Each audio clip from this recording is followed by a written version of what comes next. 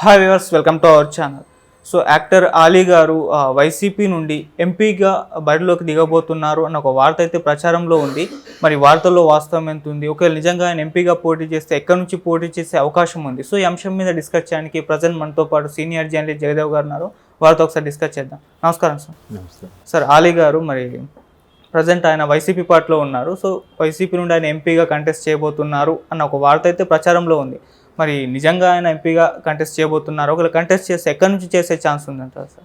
అలీ గారు వైసీపీ కండువా కప్పుకున్నారు ఆల్రెడీ 3 ఏళ్ళ కిందట ఇప్పుడు జరిగింది గవర్నమెంట్ వచ్చాకే. అంతకుముందు కూడా దానికి ఫేవర్గా ఉన్నారని వార్తలు కూడా వచ్చాయి. బట్ పవన్ కళ్యాణ్ గారు పార్టీ పెట్టారు కాబట్టి పవన్ కళ్యాణ్ గారు పార్టీ వైపు వెళ్తారు. ఎందుకంటే పవన్ కళ్యాణ్ గారితో చాలా సన్నిహితంగా ఉండే వ్యక్తి, ఆయన ప్రతి సినిమాలో కూడా అలీ గారు ఉంటుంటారు అని వార్తలు మనం చాలా చూసాం. అంత సినిమాల్లో కూడా కంపల్సరీగా మీరు అబ్జర్వ్ చేస్తే బాలు లాంటి సినిమాల్లో ఆయన పాత్ర లేకపోయినా ఒక పాటలో అయినా చూపిస్తారు అనమాట. అంటే అంత సన్నిహితంగా ఉండే వ్యక్తి పవన్ కళ్యాణ్ గారికి ఆలీ అని కూడా మనం చాలా సందర్భాల్లో విన్నాం. అయితే అటువంటి ఆలీ గారు కూడా చాలా ఇంటర్వ్యూలో కూడా చెప్పడం జరిగింది పవన్ కళ్యాణ్ గురించి. బట్ మిత్రుడు కాబట్టి అందులోకి వెళ్తారా ఇందులోకి వెళ్తారా అనే సస్పెన్స్ ఉండేది.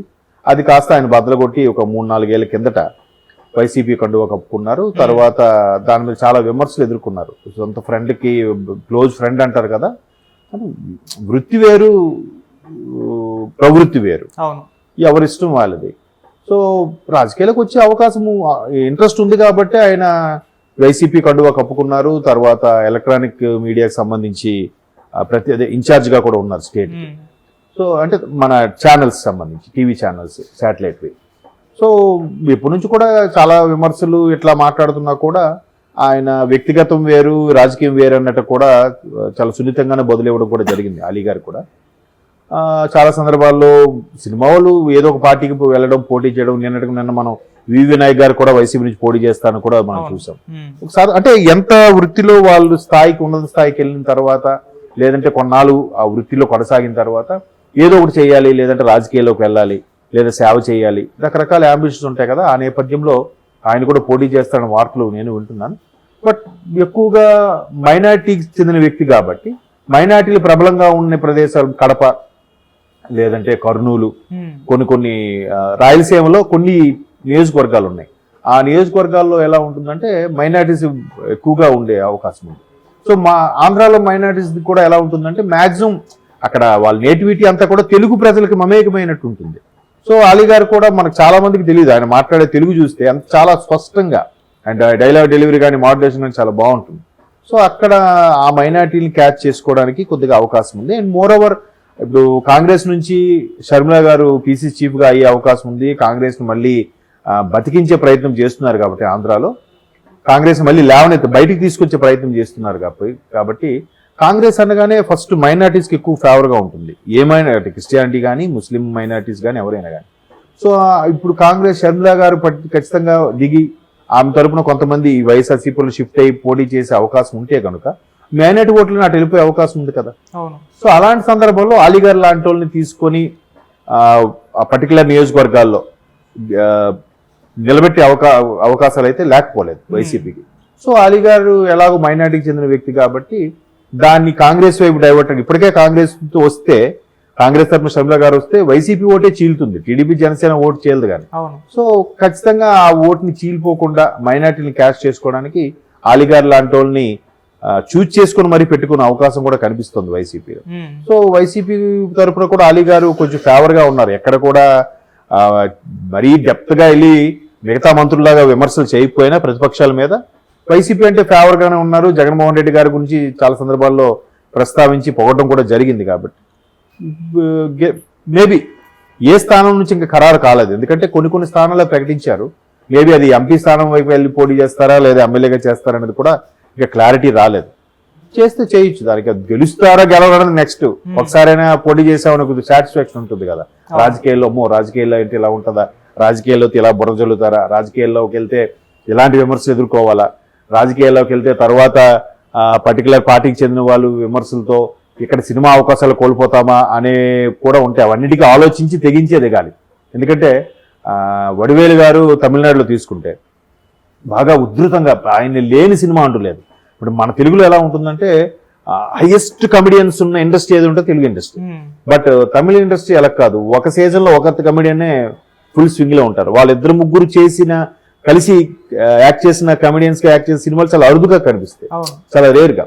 ఇప్పుడు వడివేలు గారు, తర్వాత అప్పుడు సీజన్ సెంథిల్ గారు, తర్వాత గౌండమణి గారు, అప్పుడు జనరేషన్. తర్వాత జనరేషన్ వచ్చేసరికి యోగుబాబు, సంతానము, వీళ్ళు మీరు అబ్జర్వ్ చేస్తే ఎవరో ఒకరే చేస్తూ ఉంటారు కదా. సో అక్కడ వడివేలు గారి గురించి కూడా ఇలాగే ఎవరో ఒక పార్టీకి ఫేవర్ గా ఉంటే నెక్స్ట్ ఆ గవర్నమెంట్ మారిపోయేసరికి ఆయనకి 5 ఏళ్ల పాటు సినిమాలు లేకుండా అయిపోయాయి. అంటే అక్కడ వాళ్ళు అంత సీరియస్ గా తీసుకుంటారు.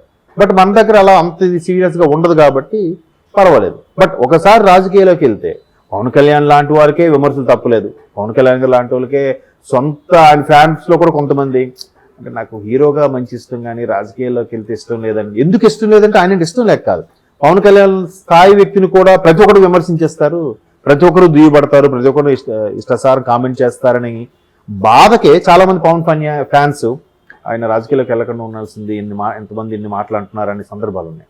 సో ఆ స్థాయి వ్యక్తికే తప్పనప్పుడు చిరంజీవి గారు కూడా టీఆర్పీ పెట్టిన తర్వాత ఒక సందర్భంలో కోడిగుడ్లు కూడా విసిరారు ఆయన మీద కదా. సో అలాంటి స్థాయి వ్యక్తులకే తప్పనప్పుడు వీళ్ళు అంటే అలాగని వీళ్ళు తక్కువని కాదు నా ఉద్దేశం. అంటే ఇమేజ్ ఫ్యాన్ ఫాలోయింగ్ ఉన్న వాళ్ళు వీళ్ళు జస్ట్ క్యారెక్టర్ ఆర్టిస్టులు కదా. క్యారెక్టర్ ఆర్టిస్టులకే వీళ్ళకంటే వాళ్ళంతా విమర్శలు ఎదుర్కోకపోవచ్చు కానీ విమర్శలు అయితే ఎదుర్కొంటారు.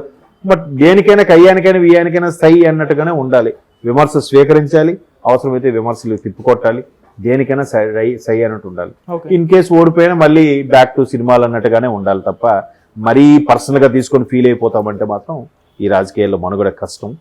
బట్ వైసీపీ అది మంచి ఆలోచనే, ఎలాగో మారుస్తూ ఉంటుంది కాబట్టి ఎవరిని మార్చినా టీడీపీ జనసేన గ్రాఫ్ బాగుంది కాబట్టి ఏదో చెయ్యాలి కాబట్టి చేస్తున్నారేమో అని అనిపిస్తుంది. బట్ ఎవరిష్టం వాళ్ళది. ఓకే సార్, అలీగారిది ఒకసారి ప్రజెంట్ పొజిషన్ చూసుకుంటే సార్ అటు సినిమాల పరంగా మరీ అంత యాక్టివ్గా లేదు, ముందున్న స్వింగ్ లో అయితే ఇప్పుడు లేదు. మళ్ళీ పొలిటికల్ గా కూడా చూసుకుంటే పెద్దగా ఇన్యాక్టివ్ లోనే ఉన్నారు, ఎందుకు అంటారు మరి? అదే అంటే ఒక్కొక్కరిది ఒక్కొక్క పందా ఉంటుందండి. ఇప్పుడు అలీ గారు సినిమాల్లో అంత టాప్ కమెడియన్ అసలు. జనరల్ గా ఎలా ఉండేదంటే అంటే నేను అబ్జర్వ్ చేసినట్టు చెప్తున్నాను, మీరు అన్నట్టు సినిమాలు కూడా తగ్గాయి, కరెక్టే, అది వాస్తవమే. అంటే ఇప్పుడు జబర్దస్త్ జబర్దస్త్ ఫోబియా ఇండస్ట్రీ మీద పడింది అనుకోండి, చాలా మంది కమెడియన్స్ వచ్చేసారు కదా. బట్ అలీ గారిది ఎలా ఉండేదంటే ఒకనొక టైంలో ఎంఎస్ గారు స్వింగ్ లో ఉన్నా అలీ గారు ఉండేవారు, బ్రహ్మానంద గారు స్వింగ్ లో ఉన్నా అలీ గారు ఉండేవారు, బాబు మోహన్ స్వింగ్ లో ఉన్నా అలీ గారు ఉండేవారు. ఏ కమెడియన్ స్టార్ ఇమేజ్ ఉన్నా కూడా ఈయన వాళ్ళతో పాటు ప్యారలల్ గా ట్రావెల్ అయితే వచ్చేవారు. ఈయన హీరో కమ్ కమెడియన్, హీరోగా కూడా చేశారు కదా, చాలా సినిమాలు చేశారు. బ్లాక్ బాస్టర్ లో కూడా అందుకున్నారు యమలేల లాంటి సినిమాలకి కదా. యమలేల తర్వాత ఇంకేదో సినిమా ఉంటుందండి, సానా యాదరెడ్డి గారితో తీశారు, పెట్రోల్ దొర సినిమాలు ఆ రోజుల్లో బ్లాక్ బాస్టర్ సినిమాలు. తర్వాత ఆడవాళ్ళకు మాత్రమే కొన్ని సినిమాలు చేశారు, ఓహా వాటితో ఉన్నప్పుడు ఈయన కూడా ఒక లీడ్ రోల్ అనమాట. అలాగే చాలా పాత్రలు చేశారు కాబట్టి ఈయన క్యారెక్టర్ ఆర్టిస్ట్ కమ్ కమెడియన్ చాలా ఉన్నారు. బట్ ఈ మధ్యకాలంలో ఎందుకో సినిమాలు తగ్గాయి. అటు మీరు అన్నట్టు రాజకీయాల్లో కూడా అంత ఉధృతంగా లేదు, ఎందుకంటే ఆయన మరీ అందరినీ సెంటర్ చేసి మరీ డెప్త్కి వెళ్ళిపోయి కామెంట్ చేసే మనిషి కాదు.